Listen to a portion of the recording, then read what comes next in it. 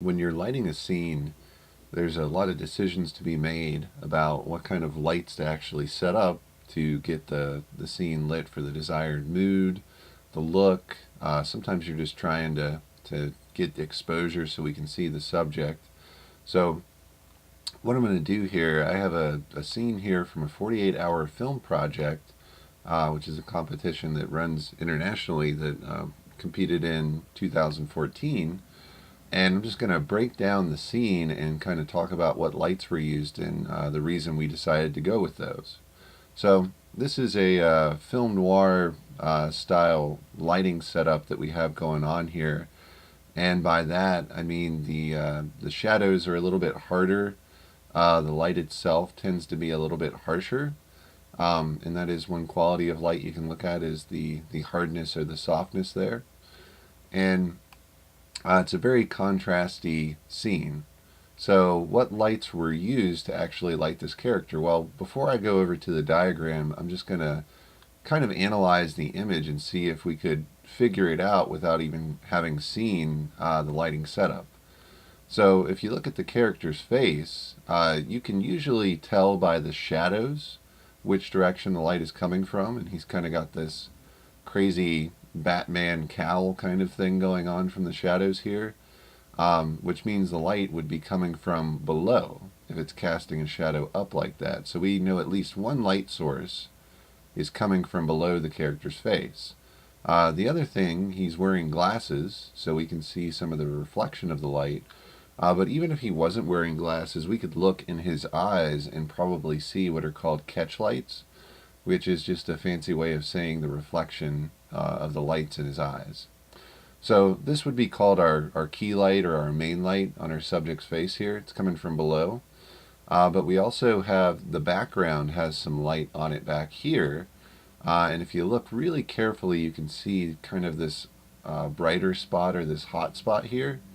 So we can tell that the light, it's still lit over here. It's kind of starting here and then kind of tapering off onto this side.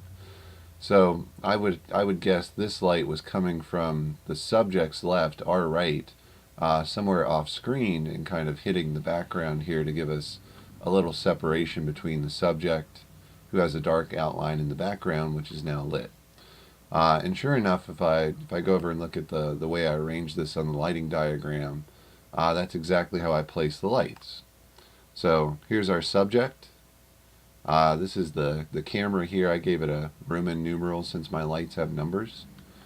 And here are my two lighting sources. I also went ahead and added some things in the room for reference: the door, the windows, the chair and table and laptop. But I didn't necessarily label those things because they're not light sources and they're just more or less there for us to see where we're at in the scene.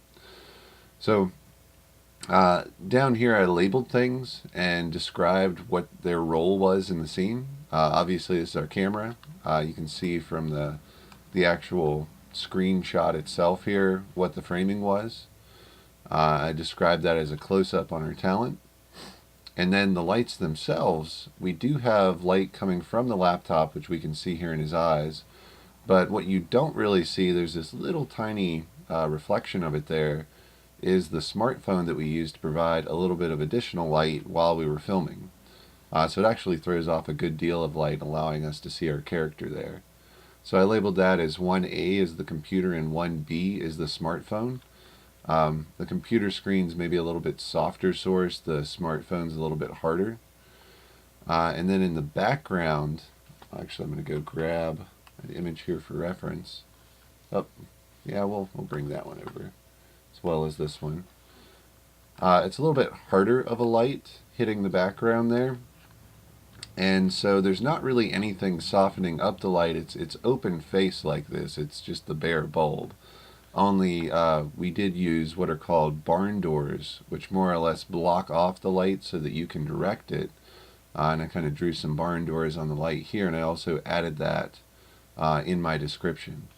So 2 light setup here.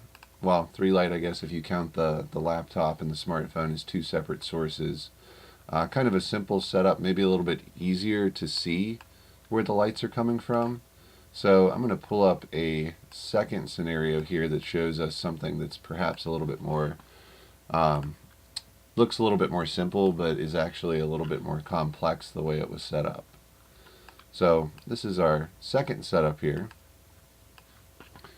And this particular scene, the light kind of looks natural. Doesn't have too many shadows going on. Very soft on the faces of the subjects in the scene. So it's a little bit harder to tell exactly where the light's coming from. Now, of course, you can see a few lights in the actual scene here. They would call these practical lights because they're actually the lights that exist in the scene.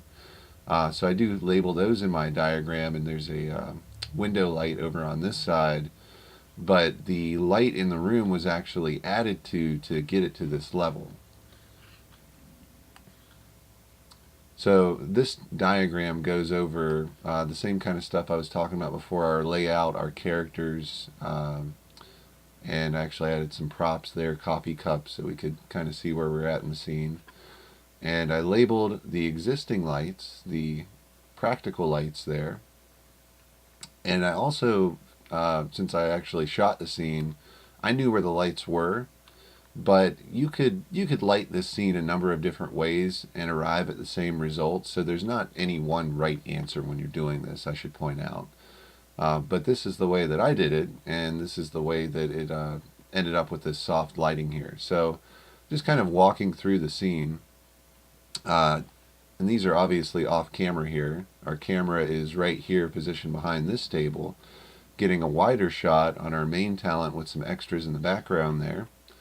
And then the lights that actually added a lot to the scene and brought the light up in the room were positioned just off camera and bounced off the ceiling. So we have 1A and 1B reflected off the ceiling towards our characters in the scene. And what this does is it uses the ceiling as one big giant reflector so that we can get that soft lighting, and it's going to be coming from above. So we augmented that a little bit to fill in some of the shadows that would appear kind of on their eyes and under his hat brim. So these are the lights that are being reflected off the ceiling. The other two lights here that we see in the scene, they are open-faced lights, but we actually shot them through a reflector.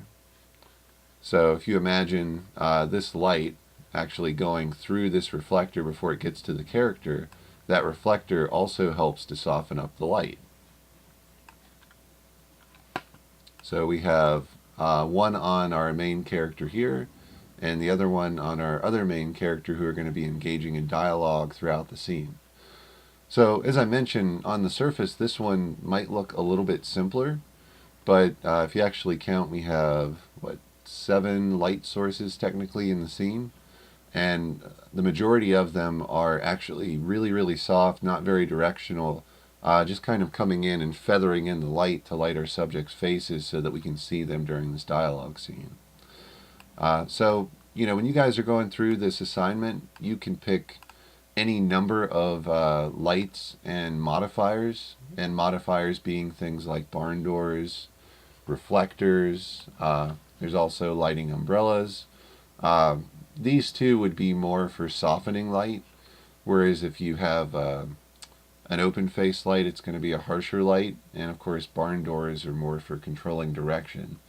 And there are, you know, dozens of modifiers out there to check out, but that's just how some of these might be used when you're kind of breaking down your scene. So you don't have to do your diagram exactly like I did mine. But this is something that I'll use if I've never done a lighting setup like this before to kind of prepare. So certainly, you know, use that to your advantage when you're trying to figure it out and you're placing the lights, the subjects, and even the camera within the scene. So have fun with this. Good luck with your scenes, and I look forward to checking out your work.